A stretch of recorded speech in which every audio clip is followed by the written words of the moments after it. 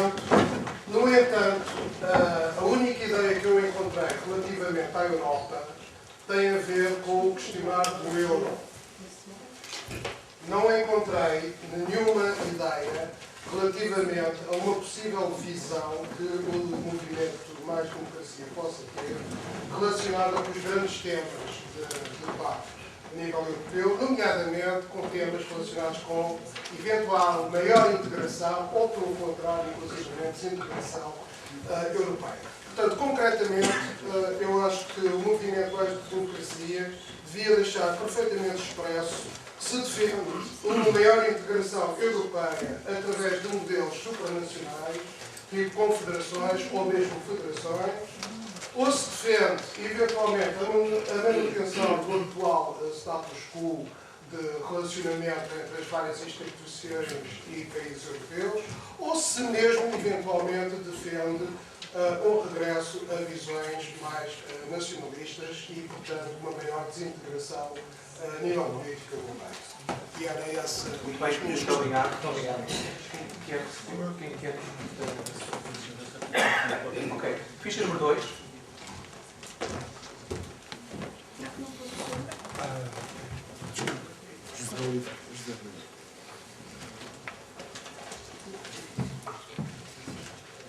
Boas tardes a todos. Eu sou o José Oliveira, venho de Cascais.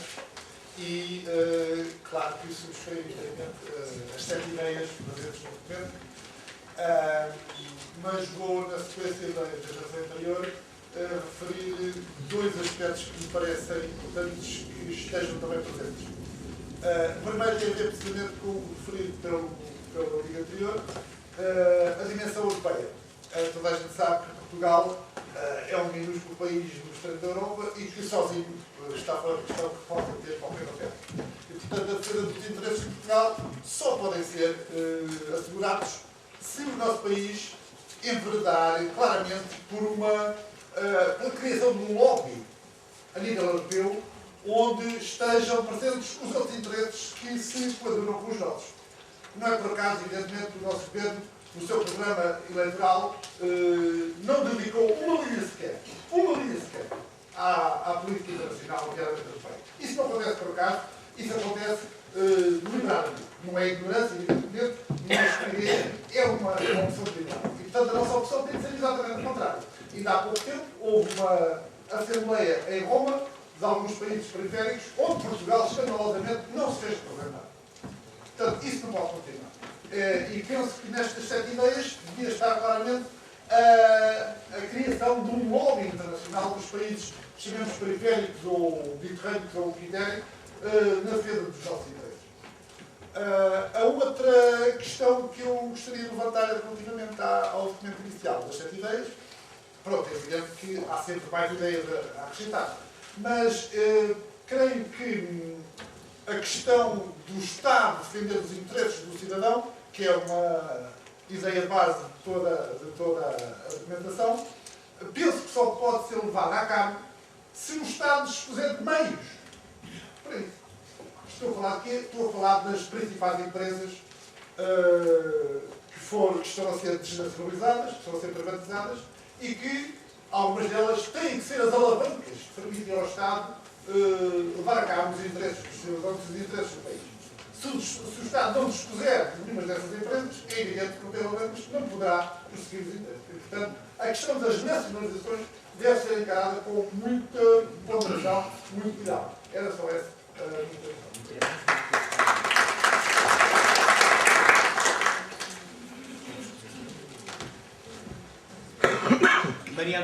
Maria Antonieta Tavares, por favor.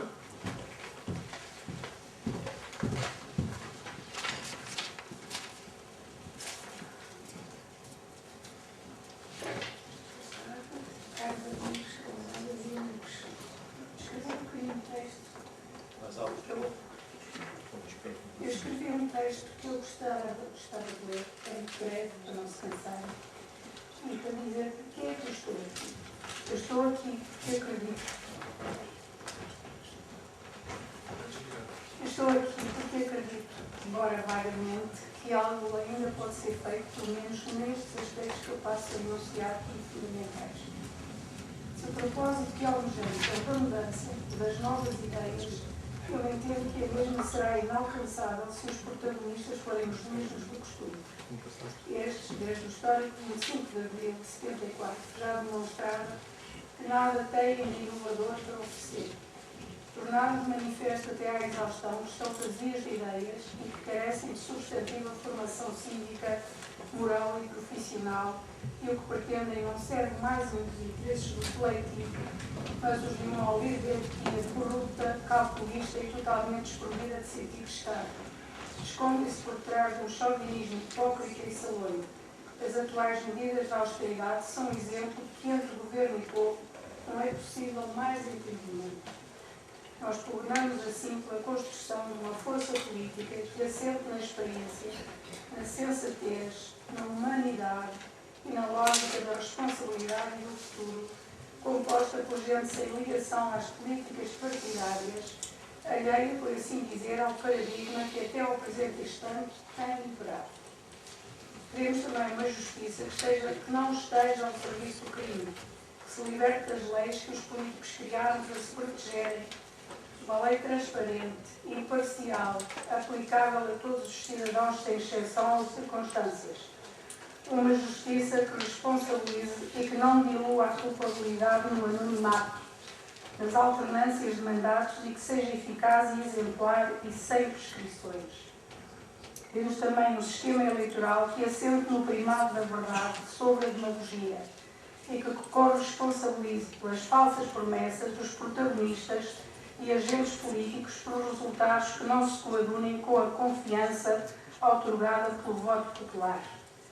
Queremos para isso uma força política capaz de mobilizar sinergias e desencadear ações proativas e reativas ao status quo vigente.